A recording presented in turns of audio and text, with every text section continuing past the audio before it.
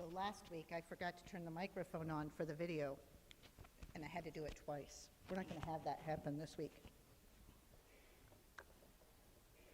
So just like that, we're knee-deep in the prophets. And this stuff isn't easy to read. It isn't easy to hear. And these books are not preached very often. We kind of like to stay away from them, because we want to hear about God's salvific nature, God's love for us, and God's love for creation. We want to hear how we're beloved to God. And we'll hear that today, but we're going to hear a lot of law. But let's think of the law coming out of God's love. Maybe that'll make it a little easier. So where are we? The time is somewhere between 765 and 750 BCE. And who in the world is Amos? I have to be honest, I didn't know who Amos was necessarily. I knew Amos was in the Bible, and I knew Hosea was in the Bible, but we didn't really study them in Hebrew Bible the first year. So maybe we'll pick that up in the last year. We'll see. Maybe they don't want to teach it either. So he lived in Judah, the southern kingdom, and his town was about 10 miles south of Jerusalem, and Jerusalem was in the northern kingdom of Israel. He didn't live in community with other prophets. He seemed to be aware of things that were going on around him, including the shenanigans of Israel, the northern kingdom, but he didn't challenge them. He didn't engage them until God called him. And Amos' focus was on social justice. There was a vast separation of wealth between the upper 1% and the lower 99% of the people. We have those that are eating and those who are not. We have those who could care less about issues affecting their greater community. And I don't know if you remember when Pastor Craig made the video for us to come over here, and Marcy said that it's all about me, baby. And I think that's how we can look at this time period.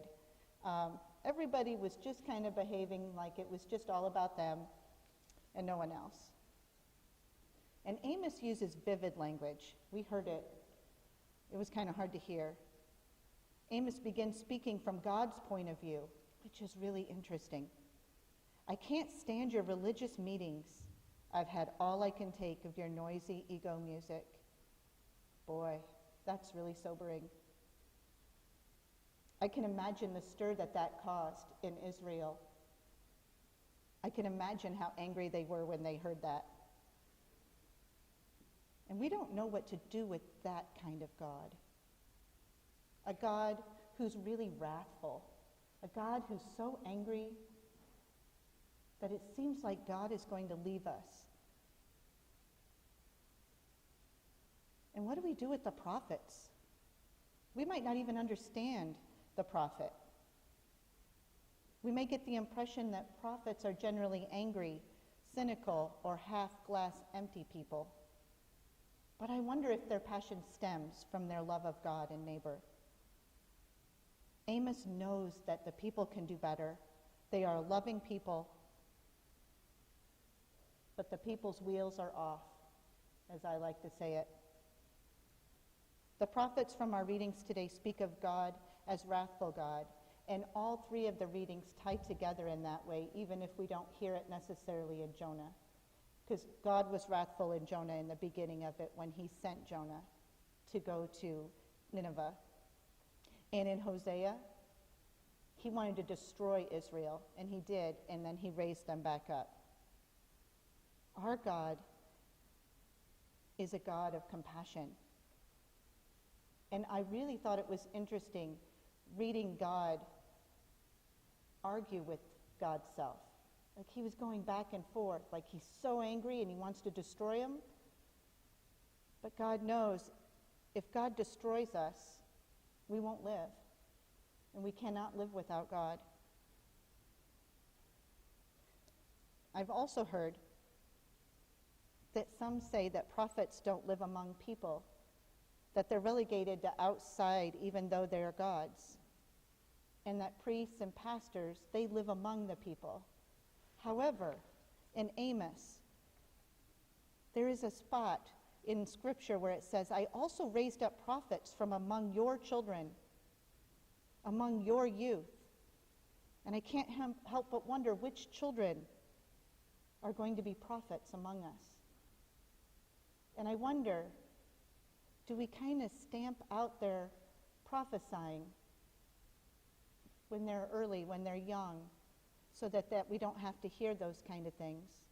I remember when my daughter came home, her sophomore year, she was taking bioethics, and she was really fired up about it. It excited her like I had not seen a class excite her in a long time. And as we sat around the dinner table, she would talk about the things that she was learning in bioethics, like feed pens for cows instead of being able to be grass-fed and roaming around, and how angry that made her. And I remember how defensive her dad was from growing up in the country in a small town. He was all kinds of riled up as she was talking about what she was learning and what she thought. And it was really interesting to see us move from being defensive to listening deeply to what she was saying and learning from her. I have found since then, I have been learning from my children since they were born. They are amazing people, and I learn from them every day. And I wonder if we see children like that we can learn from them. The prophets really are all about reform, returning to God, listening to God. Prophets defend the defenseless who are neglected and abused. They defend the widowed, the hungry, those imprisoned, the refugee, the downtrodden. And frankly, we don't want to hear that message. Jesus was killed for those messages. Those messages disrupt power. Some messages we don't like to hear in church are, we don't want to hear that some people are not in love with the robe. I'm not in love with the robe, I can just tell you that. I believe if the robe is on or the robe is off, that Jesus is just as present. That Jesus isn't looking and saying, you know what, Michelle didn't dress properly today. Her cross isn't on. Oh boy, her shoes are not really appropriate for church. I don't know what she's doing. How long is her skirt? What do we got going on here?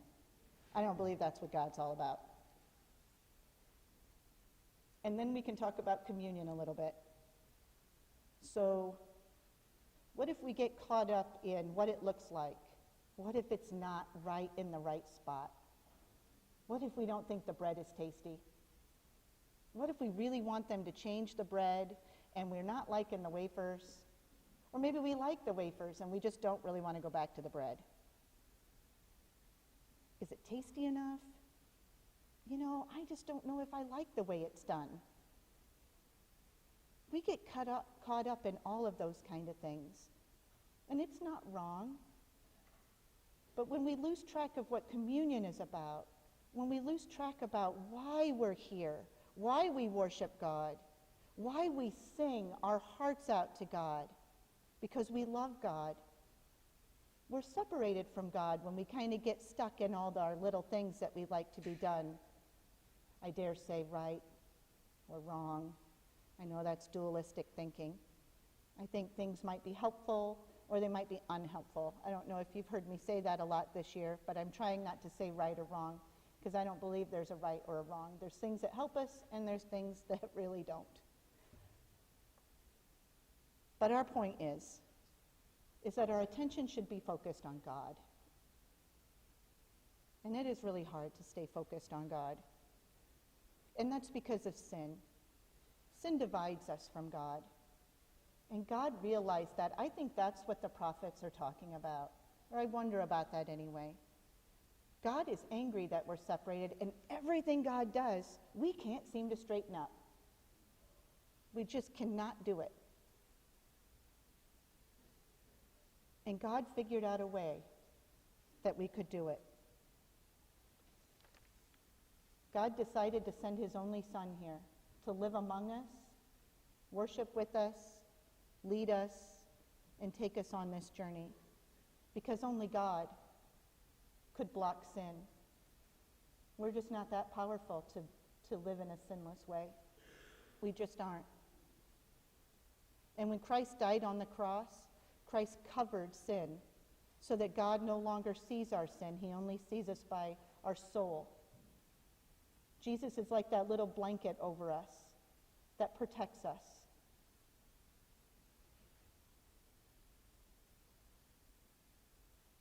I wonder what's going to wake us up in all of our mess that we create here. So there's some things that we really don't want to hear about our world either. And some messages we don't like to hear in the world is like, we're really not okay with air pollution, but we don't get fired up until we develop asthma or COPD or lung cancer or something of the like. And we're probably not okay with fracking, but we don't do anything until we're told it's going to be in our yard and our community is going to be compromised by the fracking. We're probably not okay with pipelines, but we want cheaper gas and we want more money in our pockets. And then we get a letter in the mail that says, hey, we're going to run a gas line between your house and your neighbors. It's going to go right straight on through. Can you imagine what we would do if we got a letter in the mail that said that they were going to run a big, huge pipeline right across our yard? And between our two neighbors, we were going to have to look at this great big pipeline, and then what if it leaked? Do we take care of all that? Can you imagine the calls to the city if we got a letter like that? We're probably not okay with companies dumping pollution into our watersheds that poison our wells. I say all of these things because it's frustrating to hear these things, and we probably don't like any of them, but maybe we don't know what to do. And it's not in the doing that changes anything with God, but these are justice issues. And when I was in seminary, my second year, so about a year and a half ago, there was a boy at a homeless shelter that I worked at. It was a women's and children's shelter.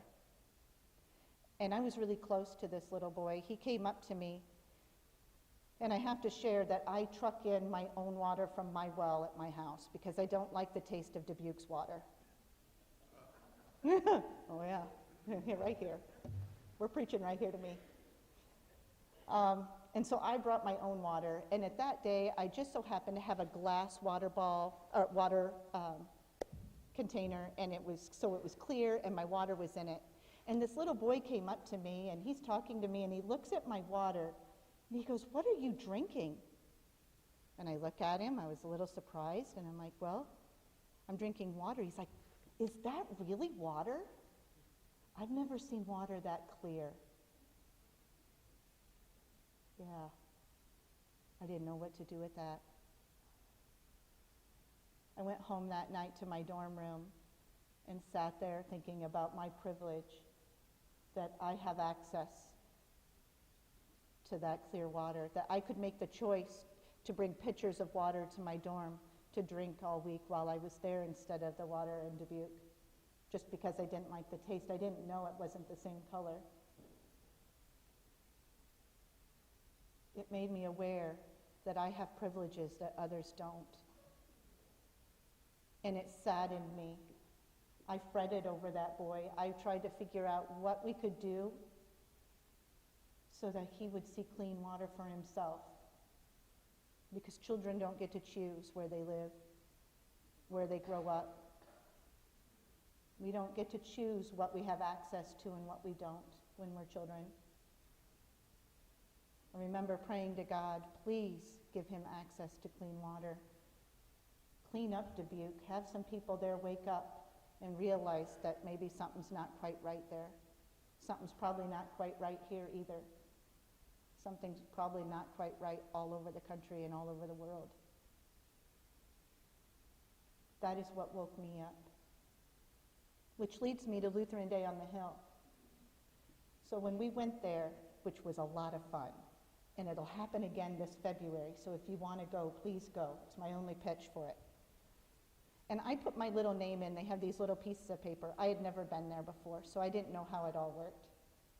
And I put my name on there, and it went to my state senator, who is Zach Walls. And it just so happened that I voted for Zach Walls, and I really liked him. So that little paper went back, and a woman came out. She was one of his assistants, and she said, you know, he's really busy, but he'd like to know what your issues are or whatnot. And I said, oh, that's okay if he's busy. I don't need to talk to him. I just wanted to thank him for running, and I just wanted to say that I was so excited that he was elected and that I had voted for him. I just want to thank him. And that woman goes, you know what? He has time to come out for a thank you. I'm like, oh, you don't have to get him. She's like, oh, no, I'm going to get him right now. He can hear a thank you. And he did. And it was really awesome. So we started talking, and I thanked him. And he said he had heard about a bunch of the different issues, because they were really, it was a full place. And there were lots of different organizations there, not just Lutherans for Lutheran Day on the Hill. And I said, you know, we don't need to talk about those issues. I know that you've heard everybody's spiel about it. And I just wanted to chat with you. And he's like, well, what issues do you want to talk about? I'm like, really? Like anything? I said, the environment. I want something done about our environment. He's like, well, what part? I'm like, all of it. There isn't a part that we need to leave out. I want air pollution. I want more controls over that. I want more controls over our water. We fish in that water. We eat from that water. Our animals, our deer drink that water, and then we hunt for deer and we eat the deer. We donate all the food. It is in our chain, whether we know it or not. It's really important that we voice what's important to us. And I get it. I get defensive. When someone says I'm not doing something, it's like, but really, look, all these 10 items I've done, all of these things. It's not really about that. And I just want to let you know, this congregation is doing amazing things. The church is decreasing in size, and you are feeding more people than ever. You are reaching more people. You are loving more people. It doesn't matter how we shrink. God is working through you and loving on your neighbors and your families and your loved ones and the people you really don't like. God is spreading all over, even if the numbers look like they're kind of low. God will always break through, no matter what we do. And frankly, whatever we're doing, that doesn't earn us anything better with God. It's just an expectation of God. We don't go and do work so we can say, oh, God's really going to love me today. No, God's not. God's always going to love you, always going to be with you, always going to lift you up. You are God's beloved. No matter what we do, no matter what we say, no matter how we think, no matter what we believe, God is always with you. Always. We're not climbing a ladder. Because I talked to the state senator, that's not going to get me any bonus points. Because I work in the church, that probably lowers me a whole bunch. I'll probably be standing in line a long time. Don't be behind me.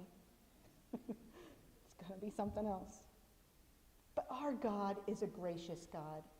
And I have felt that grace from every single one of you. I feel God's love from every single one of you.